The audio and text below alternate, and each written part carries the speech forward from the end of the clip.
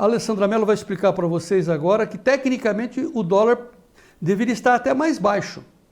Só que nós temos essas injunções, essas expectativas, e pode ser que ele não caia tanto. Vamos ouvir a Alessandra Mello. Alessandra, é com você. Olá, pessoal, tudo bem? Vamos falar de dólar novamente? O dólar hoje passou a manhã operando em alta, né? Mas tudo indica que na semana a gente deve acumular ainda uma queda de 1%. A gente teve ontem uma cotação de 5,05, foi a mais baixa desde junho. Então a gente tem que ficar atento aí para ver o que vai acontecer daqui para frente, qual a tendência para a cotação do dólar em relação ao real. Antes de mais nada, eu quero lembrar que o nosso principal parâmetro é o Boletim Focus do Banco Central, aquela pesquisa que o Banco Central faz com as principais consultorias econômicas do país e que traz aí uma expectativa geral do mercado. Eu vou lembrar qual foi a estimativa da última segunda-feira. Foi 5,22, mas na semana passada o Focus estava prevendo 5,36, quer dizer, ele meio que está correndo atrás aí. Hoje, sexta-feira, provavelmente a pesquisa está sendo feita para ser divulgada na segunda-feira da semana que vem. Vamos ver como, né, o mercado vai se comportar, já que a gente teve uma cotação dessas aí de 5,5 ao longo desta semana. Mas, de qualquer forma, a previsão oficial do Focus é 5,22 neste momento. Mas por que a gente está falando que a cotação poderá cair ainda mais? Vamos explicar por quê. O principal motivo dessa queda do dólar ao longo da semana foi a decisão do Copom, Comitê de Política Monetária do Banco Central, que fez uma sinalização.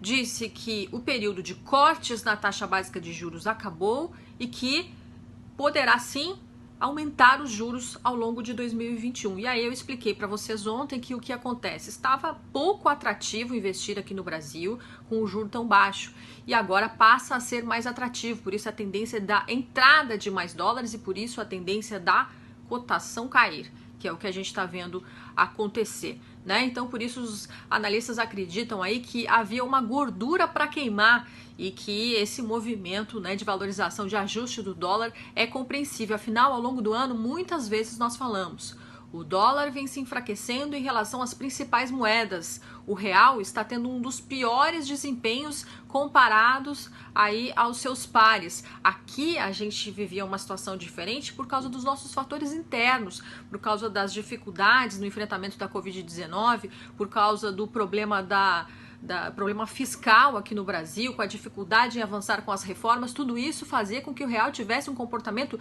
diferente do que acontecia lá fora. E agora a gente começa a acompanhar o que acontece no mercado internacional. E aí, como eu disse aqui ontem, tem consultoria sim que está falando em 4,25 para o dólar no começo de 2021. Por que falam isso? Porque algumas análises técnicas definem que o preço correto, entre aspas, para o dólar seria aí 4,50 mais ou menos. E por isso há quem diga que sim, que se essa tendência de queda continuar, poderia chegar nesse patamar aí de 4,25.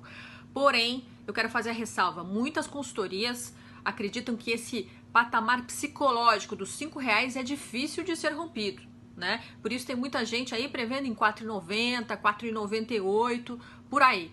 Mas o certo é de que o dólar será mais baixo, na visão da maioria dos analistas, no início de 2021. Poderá subir novamente no segundo semestre de 2021, novamente em função da questão fiscal. Quais são os riscos? O que pode interromper essa tendência de queda do dólar? Lá fora, a preocupação com a Covid-19. Temos aí aumento de casos, lockdowns, aquele toque de recolher em muitos países e tudo isso preocupa. Risco aqui no Brasil, a questão da presidência da Câmara e do Senado, aprovação ou não das reformas no ritmo que é necessário, né? Então, e também uma dúvida de como vai continuar se comportando o comércio, serviços, indústria, à medida que o desemprego continua alto e a gente não terá mais o auxílio emergencial para ajudar aí com uma injeção de recursos na economia.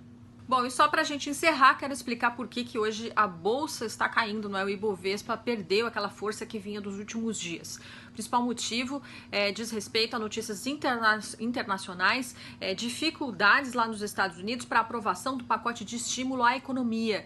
E também desanimou o mercado a notícia ontem por parte do senador Márcio Bittar, do MDB do Acre, relator da PEC emergencial, de que este tema vai ficar para o ano que vem, porque é muito complexo. O mercado não gostou muito desta notícia, porque nesta lei poderá vir algo ainda referente ao possível aumento do teto de gastos ou a responsabilidade fiscal, o compromisso aí de cumprir o teto de gastos. Isso sempre mexe com o mercado financeiro, tá certo?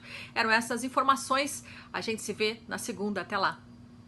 Muito obrigado, Alessandra. Muito bem explicado. O fato é que, para quem está com a corda no pescoço, os pecuaristas, só no segundo semestre de 21, meu Deus do céu.